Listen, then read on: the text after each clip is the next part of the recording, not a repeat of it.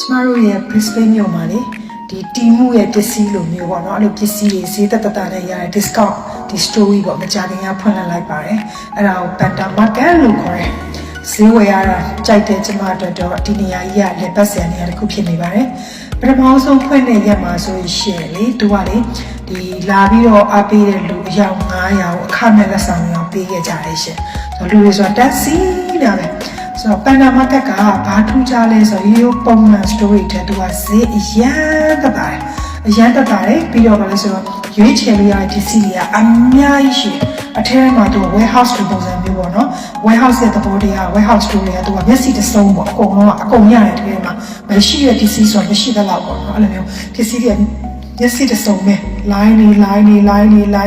ဈေးကလည်းအစားအစာရှိတယ်ပြီးတော့သူက discount market ဖြစ်တဲ့အတွက်ကြောင့်ဈေးကလည်းအရန်တက်တယ်ဆိုတော့သူ့မှာဘာတွေပါလဲဆိုအိမ်သုံးဆောင်တွေပါတယ်မိဖို့ကြောင့်ပစ္စည်းတွေပါတယ်ပရိဘောဂါတွေပါတယ်ပြီးတော့ပါတီကျင်းပတဲ့သူတွေပါတီနဲ့ပတ်သက်တဲ့ supplier တွေ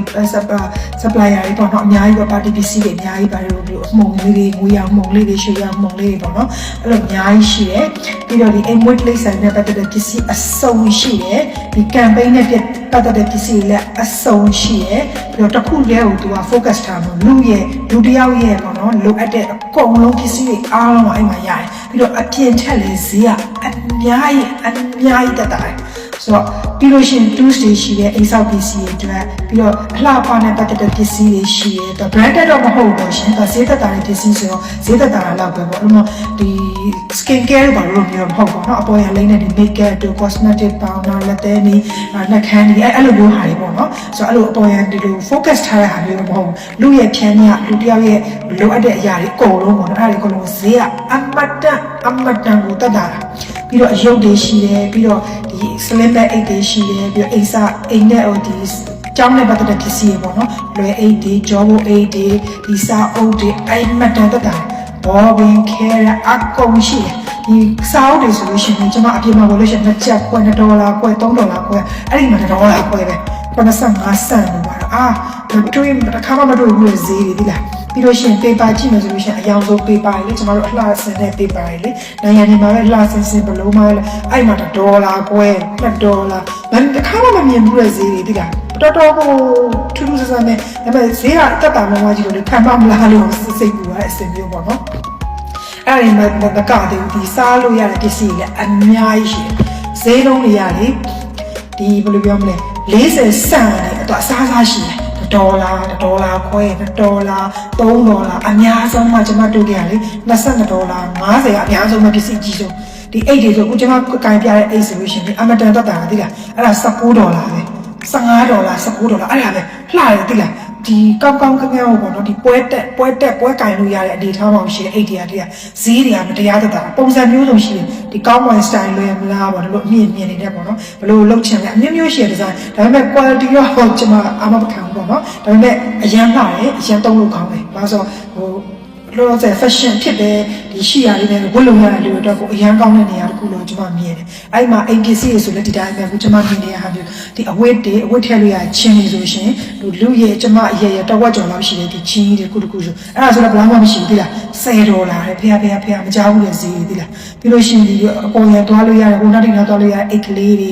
ဟိုနောက်တိသွားရချင်းလေးတွေအခုမြင်တယ်မလားအဲ့လိုချင်းမျိုးလေးဆိုဘာမှမရှိဘူးသိလား$15တဲ့$9တဲ့ဖေကဲပြီးလို့ရှိရင် zone တွေလေဒီချမင်းစား zone တွေလေ teaspoon တို့ရိုးပုံမှန် spoon တွေ table spoon တွေ teaspoon တွေပြီးတော့ဟင်းချက်တဲ့ဒီ del o တွေပါတယ်ဆိုလဲမကြားဘူးလေစီးတွေဒီပါလဲ$3ကို6ဆောင်ပါပါတယ်အပြင်မှာဝင်ကျွန်တော်တို့အဲ့ဒါ10လောက်ပေးရတယ်အနည်းဆုံး15ချက်လောက်ပေးရပါပေါ့နော် quality ဘိုင်းလည်းမပြောဘူးနော်ဆိုတော့ဒါပေမဲ့ကျွန်မကြည့်ရတော့ကျွန်မလည်းချုပ်ပစ္စည်းဝယ်လာ quality လည်းအဲ့လောက်ကြီးအစိုးရမဟုတ်ပါဘူးဆိုကောင်းပါတယ်ပြီးလို့ရှိရင်ဒီလိုမျိုးရွှေတဲ့ပစ္စည်းတွေဆိုကျွန်တော်တို့လှတယ်ပေါ့အိမ်ပေါ်မှာဒီအလှဒီရွှေတဲ့ပစ္စည်းလေးနဲ့လှတယ်ပြီးတော့အလှတင်လို့ရတဲ့အခုလိုမျိုးပပူးပစ္စည်းလေးဆိုလည်းဘာမှမရှိဘူး$25တခါမှမကြားဘူးလေဈေးအိမ်မက်ထဲမှာဈေးဝယ်နေရတယ်လို့ပဲပြီးလို့ရှိရင် A4 ဆိုလို့ရှိရင်လည်းဒီ900ပါတယ်ပေါ့နော်အဲ့ဒါမှဘယ်လောက်မှမရှိဘူးချက်လာမလို့ကျွန်တော်တိတ်တယ်မမှတ်မိတော့ပြီးတော့ toilet paper တို့ပြီးတော့ဒီ Coca-Cola drink ပေါ့နော်ဒီ soft drink တွေလည်းရှိရယ်ခုနကကျွန်မပြောသလိုအလှပစ္စည်းဆိုတော့လက်သေးကိုကတ်တဲ့ဒီကော်တွေပါတယ်ဆိုတော့မကြားဘူးလေဈေးသိလား$1လို့သိလား 85 cent တို့အဲ့လိုမျိုးပြီးလို့ရှင်ဒီမျက်နှာလိမ့်နဲ့မျက်တစ်ချီပေါင်တာပေါ့နော်အဲ့လိုဟာမျိုးတွေ green buff တွေအဲ့လိုဟာမျိုးတွေလည်းအများကြီးပြီးတော့ makeup glow ပေါ့နော်အဲ့ဒါဆိုလို့ရှင်လည်းတစ်ခါမှမကြုံဘူးတဲ့ဈေးတွေတိလားတကယ်အော်စရာ$2.680 မပြည့်ဘူးတိလားအဲ glow cake makeup ဆိုလို့ရှင်လေပေါင်တာဆိုလို့ရှင်လည်းတော်တော်ကြီးရဘူးရတိလား$6ခွဲတယ်မကြောက်ဘူးတဲ့ဈေးတွေတိလားနှခမ်းမီပြီးတော့ဒီအိတ်ကလေးဆိုရှင်ကျမတို့ဒီ wallet တွေပေါ့နော်ပတ်စံထည့်လို့ရတဲ့ wallet တွေရောပြီးတော့ကျမတို့အလှပြင်ပစ္စည်းတွေထည့်လို့ရတဲ့အိတ်ကလေးတွေရောအဲ့ဒါကြီးဆိုတော့ပြောမနေနဲ့$တော့မကြုံဘူးတိလား$ခွဲတယ်$3တဲ့အများဆုံးမှ$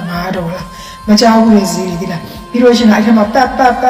တ်လို့မဆုံး3နာရီလောက်ပတ်တာတော့မှပဲအဲ့အထဲထဲမှာလေအတန်းအစုံမရဘူးပစ္စည်းအစုံမရဘူးတိလားပြီးလို့ရှင် sport shirt ဝက်စားရဆိုလို့ဒီတိုင်းပဲအထင်မှာ$10တဲ့အသားလေးကြီးကိုအသားလေးလည်းမစိုးပါဘူးရောင်လေးလည်းလှတယ်တိလားအဲ့လိုမျိုးလေးပေါ့နော်ဆိုတော့ပစ္စည်းအစုံရရရှင်တော့တစ်ခါလေးစိတ်ပန်းပြေပေါ့ဝယ်တာမဝယ်တာပါတာလို့လှည့်ပတ်ကြည့်ကြိုက်တာလေးချိုးဟိုကလေးစမ်းတရားလေးစမ်းကျမတို့မျိုးစမ်းတာဝသနာပါတဲ့လူပေါ့ window shopping တမှာပေါ့ window shopping တမှာတော့အဲ့နေရာလေးကလဲစရာကောင်းတဲ့နေရာလေးတစ်ခုဖြစ်လာတာပေါ့နော်ဒါလေးကိုဖွင့်တာမကြသေးဘူးရှင်ကျမတို့ရှိမှာအခု2026ခုနှစ်ဩဂုတ်လ3ရက်နေ့မှာအစဖွင့်တာဒီဟာပေါ့နော်ဒါတီမှုလိုမျိုးပစ္စည်းတွေဒါတီမှုပစ္စည်းတွေသဘောတရားသိရမလားဈေးတက်နဲ့တုံးလို့ရတယ်ဈေးတော့သူအထိုက်လျောက်ပတ်စံပေးတော့ကောင်းကောင်းရတယ်ပေါ့နော်ဒါနည်းနည်းဆိုတော့ quality ကောင်းတော့မရနိုင်ဘူးပေါ့လေအဲ့ဒါတီမှုလိုပစ္စည်းမျိုးတွေပေါ့အဓိကအဲ့မှာတင်လာတာပေါ့လေဆိုတော့လူတွေအတွက်ကိုဒီရွက်ချမ်းရည်ကြိုတုံးလို့ရတဲ့အရာလေးပေါ့တချို့ဟာလေးတွေလည်းကောင်းပါတယ်တိရစ္ဆာန်ဆိုတော့တိရစ္ဆာန်ပစ္စည်းလေးอ่ะပေါ့နော်သူတို့ဒီတိရစ္ဆာန်လေးတွေအိမ်မွေးတိရစ္ဆာန်လေးတွေအတွက်လှပပစ္စည်းဆိုအများကြီးပဲအမျိုးအစားပေါင်းသူတို့ပြောရတော့စီးရင်ထဲမှာ60ကျော်လို့ပြောတာပဲကျွန်မထင်တော့60ကျော်တော့ကမယ်မထင်ဘူးတော်တော်များတယ်ဒီ campaign ပစ္စည်းတွေခုံလေးတွေအဲ့လိုဆိုတော့ပြောနေတယ်အများကြီးပဲ size စုံရှိရသေးလားအယောင်လေးတွေကစဒီဇိုင်းလေးတွေစအရန်လာတယ်တချို့အရာတွေကြောက်လဲကျမတို့ကလေဈေးအကြီးဟိုမဟုတ်ကျမကတော့အများကြီးဝယ်မလာပါဘူးနည်းနည်းပဲအေးလေးနည်းနည်းချိုးဝယ်လာတယ်ပြီးတော့ဒီဒဲအိုးလေးဝယ်လာတယ်ဟင်းချက်ဖို့အတွက်ပေါ့ကျမဟင်းချက်တဲ့တင်ဆိုဟင်းချက်ပစ္စည်းတွေဒီကစကားလေးတွေတချို့တို့ကအများကြီးတော့ပေါ့စက်ယုံကြီးကဒီဘက်မှာပစ္စည်းတူလောင်တဲ့စက်ယုံတွေ့တော့မှကျမပေးမှာအဲ့ဒီဟာကြီးအကြီးကြီးပဲအပစ္စည်းတူလောင်တဲ့စက်ယုံကြီးကိုပဲလမ်းတော်ရှောက်ယူပါတယ်ဟိုဘက်မှာတကယ်ရောင်းတဲ့ warehouse ကတည်းကဒီဘက်မှာပစ္စည်းပဲတည်တဲ့တူလောင်ထားတဲ့စက်ယုံကြီးအကြီးပဲသူတို့အဲ့နေမြေလေးနဲတဲ့ area ကိုအဲ့နေမြေတစ်ခုလုံးကိုသူတို့ငှားပြီးတော့အဲ့ဒီဟာယူဖွင့်လိုက်တာသိလား